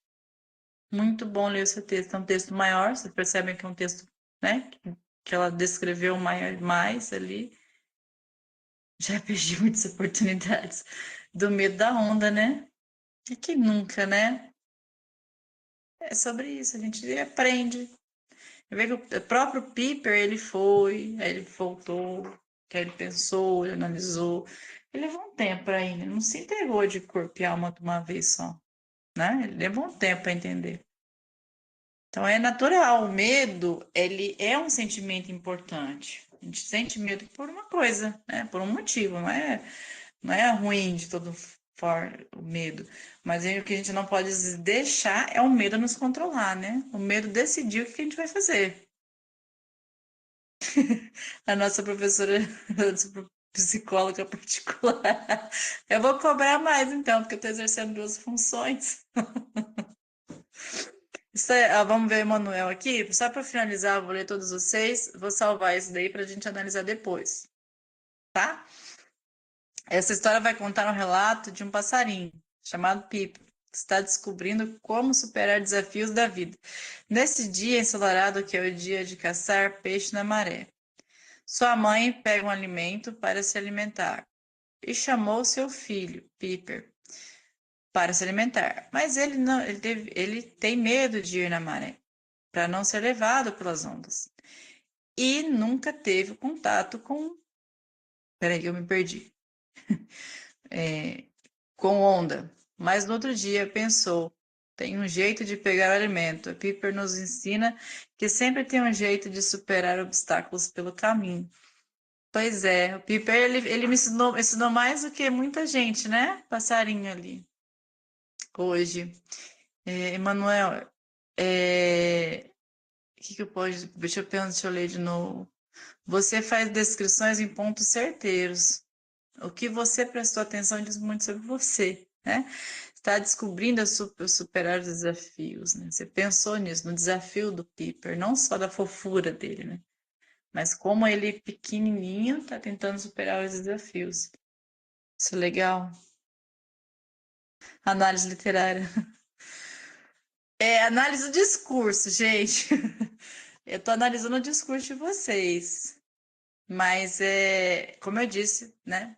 O texto, não sei qualquer texto que vocês forem ler sobre isso, a gente não foge do que a gente é, né? No escrito, né? A forma que a gente escreve, a forma que a gente vê o mundo. É vocês. Isso aí é vocês.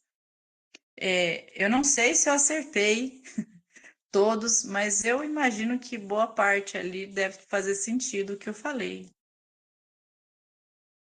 Mas, gente, tirando isso, para não alongar muito, para a gente não se cansar, eu vou salvar isso aqui para não perder, porque isso aqui é muito precioso para mim. Como é que foi essa aula para vocês? Como é que foi esse momento? Como é que foi ver o videozinho do Piper? Vou salvar aqui como Piper. Foi perfeito, particularmente onde a gente conseguiu fazer questões. Não foi uma aula, como é que a gente diz? Não é nem planejada que eu falo, professora, é quando a aula é dinâmica, foi dinâmica a aula, foi não só falamos sobre o que a gente ia falar durante a aula, mas falamos outras coisas, mexemos com sentimento, mexemos com as inseguranças. O vídeo foi reflexivo no sentido para a gente pensar como o Piper é, como foi, como é a trajetória de Piper e associar a nossa vida também, que eu creio que a senhora acertou vários.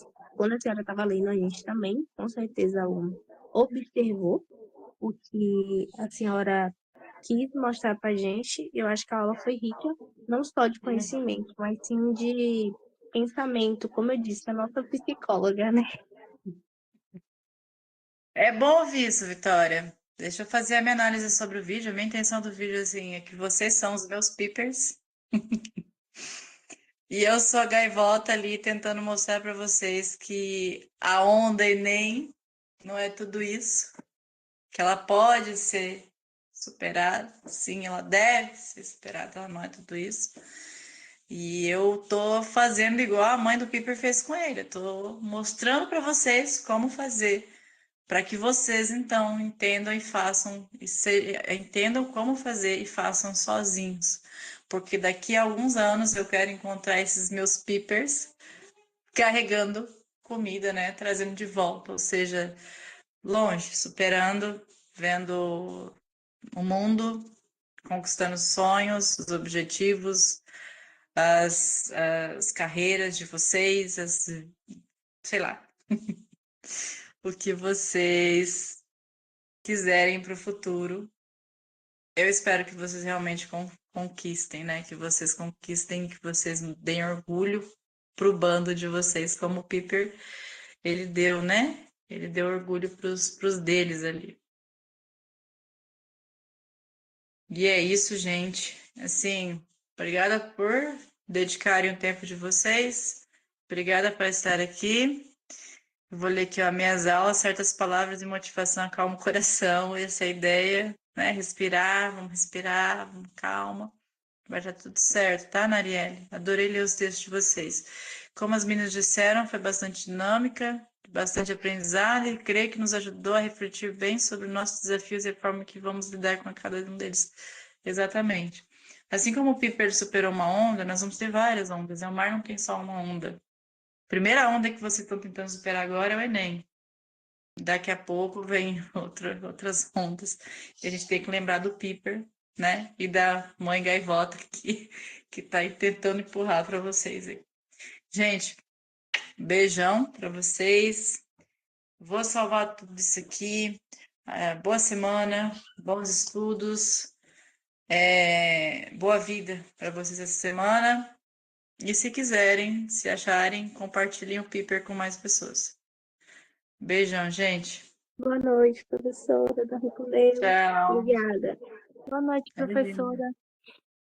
A Maria Luísa falou comigo que agora duas comigo, três, que o Manuel de vez em quando dá um oi. Tchau, gente. Fiquem com Deus.